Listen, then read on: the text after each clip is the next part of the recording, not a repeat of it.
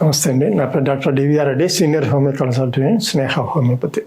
ఈరోజు మనం kidney stones తెలుసుకుందాం. ముఖ్యంగా ఈ వేసవిలో కిడ్నీ స్టోన్స్ అనేవి చాలామందిలో మనం గమనిస్తుంటాం. దీనికి కారణం డీహైడ్రేషన్, అంటే చక్కగా నీళ్లు దాక్కపోవడం, తర్వాత చెమటలు ఎక్కువ పట్టి నీటి శాతం శరీరంలో తగ్గిపోవడం, తర్వాత మనం తీసుకునే ఫుడ్, మసాలా ఫుడ్ ఇట్లాంటివి తీసుకున్నప్పుడు కూడా డీహైడ్రేషన్ అనేది, ఎక్కువ నీళ్ళు అనేది లాగేయడం జరుగుతుంటుంది.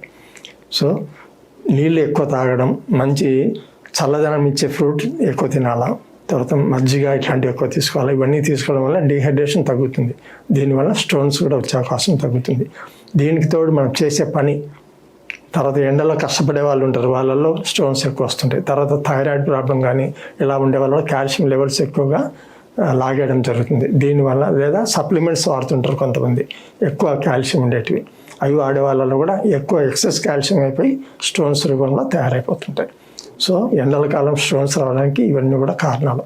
దీనికి తోడు ఏమైనా వైరల్ ఇన్ఫెక్షన్స్ కానీ, ఫీవర్ కానీ ఇట్లాంటివి ఏమైనా వచ్చినప్పుడు అలాంటి వాళ్ళలో కూడా డీహైడ్రేషన్ వల్ల స్టోన్స్ అనేవి తయారవుతుంటాయి. దీనికి మెయిన్ రీజన్, ఇవి రాకుండా ఉండాలంటే ఏం చేయాలి? ఫస్ట్ స్టెప్ అంటే కొద్దిగా నీళ్లు తాగుతూ ఉండాలి.